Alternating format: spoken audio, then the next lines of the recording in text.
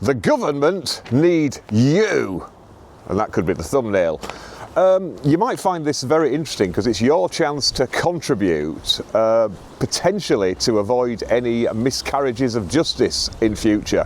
So what am I talking about? Well, it's this presumption that computer equipment works properly. And this was a big problem, obviously, in the Post Office Horizon scandal. So just to let me recap on the law before telling you what this is about. The law as it stands at the moment says there is a rebuttable presumption that any computer equipment or electronic equipment generally is working properly. In other words, the starting point is we are going to assume that this computer system is faultless and errorless and is working perfectly. And if you want to challenge that, it's for you. It's a rebuttable presumption, so it can be overturned, but you have to do it on evidence. So you would have to get expert evidence to say, we have examined this system, or we've looked into this, and we say this is why it is incorrect. Now, that law overturned the original law, which was no, you've got to prove everything, including if you want to put computer evidence in, you've got to start off by proving that the system works. I mean, to be honest, a lot of the time that wasn't controversial. You just get a statement from somebody in the IT department or somebody who could comment saying, yeah, as far as we're aware, this computer system is working properly. But as people got more and more confident with electronics and computers, the law was changed, and they said rather than always have to call somebody for what is quite often non-controversial, let's just assume everything works unless you can prove to the contrary. But as we saw in the Horizon scandal, obviously that is perhaps a dangerous presumption. So what's happening now? Well, the government are looking at changing the law, but they want your thoughts on what needs to be done about this, and they have put up a series of questions, and I'll put in the description, I'll put a link to where you can submit your thoughts. But what are the questions they're asking? And I'll just go through them. I've printed them out. The current common law rebuttable presumption is that computers providing evidence were operating correctly at the material time. Question A. Is this presumption fit for purpose in modern criminal prosecutions? Please specify why you gave this answer. Please don't put, well, we've all seen what happened in the Horizon scandal, although I suppose that is actually quite a good answer. How easy or difficult do you believe it is at present for this presumption to be effectively rebutted? In other words, I mean, I don't know if this might be something more for the lawyers, because they can say how hard it is, what level of evidence has been needed to overturn this presumption.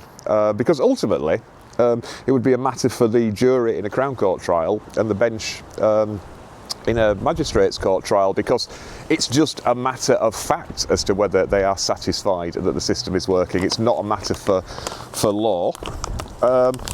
What barriers do you see in effectively rebutting this presumption? Well, to give you some ideas, it's how do you even go about that? I mean, it used to be like with all the breath test stuff, for drink driving, that people would challenge the workings of the intoximeter, and they'd ask for disclosure of like service reports, repair reports, how the system works, all the software, the sort of people who are, doing the loophole thing, just trying to find everything.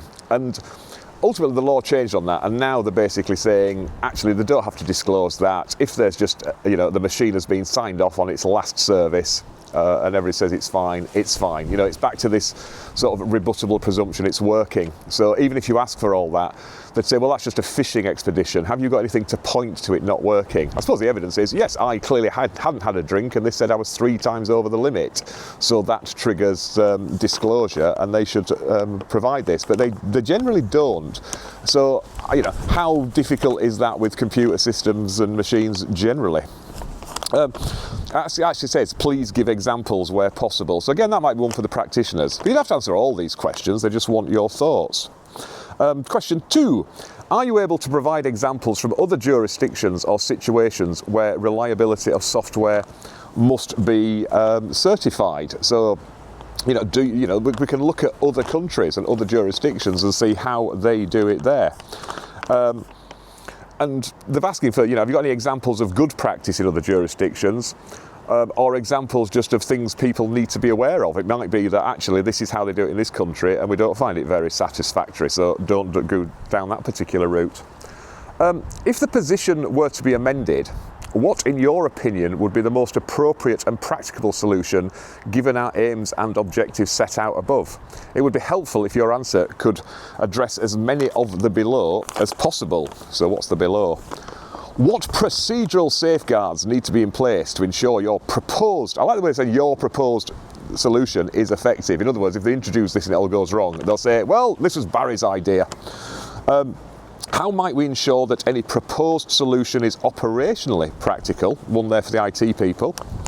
If your proposed solution requires the use of expert witnesses, either jointly or singly instructed, what expertise and qualifications would that person require?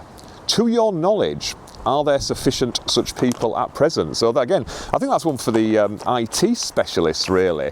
And we get into all this, we've discussed plenty of times in the past about expert witnesses and who decides whether they're experts, how good is their expertise, are they professional expert witnesses who've just been doing this for 20 years but haven't actually practiced in their relevant field for that long, so they're completely out of date, or are they somebody who is a current expert but has never given expert evidence before, but you pick them and they're just unfamiliar with court proceedings.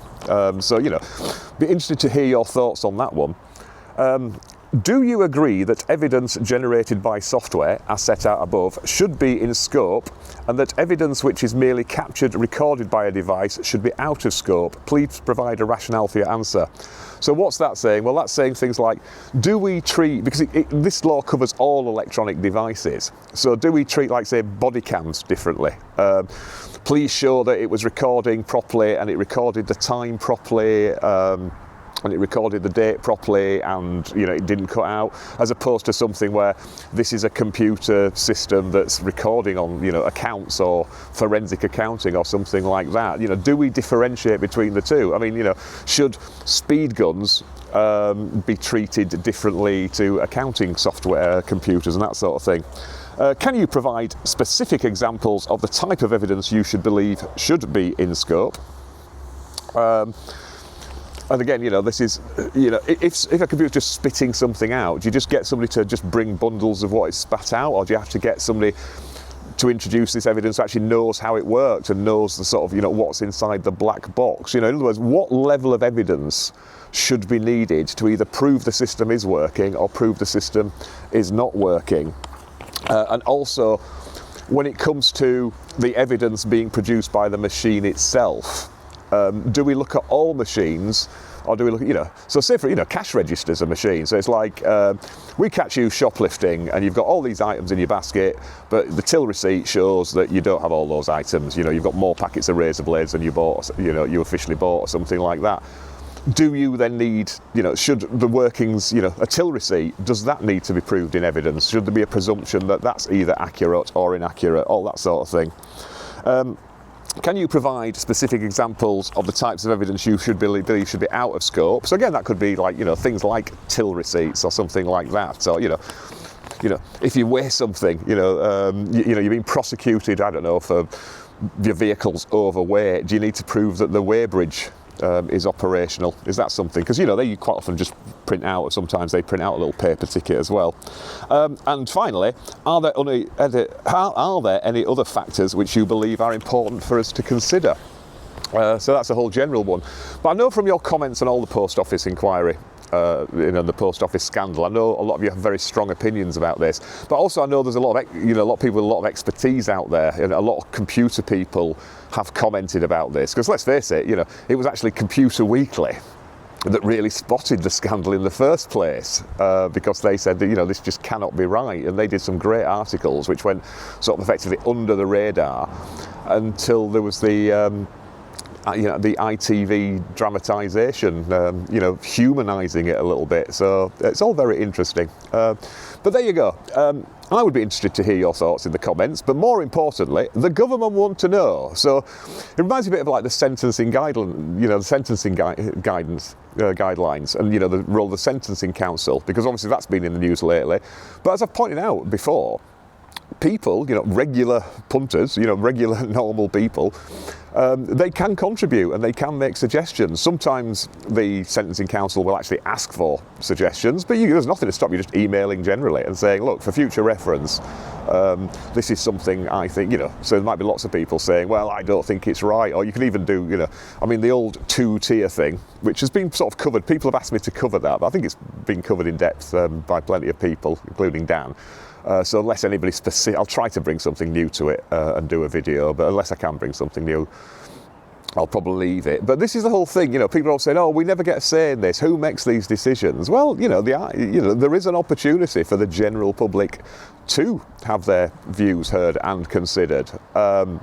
But it's just knowing about it. So like I say, I'll put the link in the video. So as always, hope you found that vaguely interesting, vaguely informative and vaguely accurate. And what I'm going to try now is, like I say, I never actually bother asking for likes and subscribes. I'm just so grateful that you're doing these. But Dan did a really flashy thing where he had his sort of because he's really good at all the graphics stuff. So he had himself sort of pop up and point to the like button. And he did it all like in his fantastic editing, with his editing skills in his editing software. But I'm just going to try and emulate that now. So imagine that it's a blank screen and then I sort of pop up out of frame like that and I point to the like and subscribe button, and I'm on this side of the screen, so where's it going to be? I'll just randomly point and you'll just have to assume that that's where it is. But like I say, you're under no obligation to like or subscribe. I'm just grateful if you watch these things.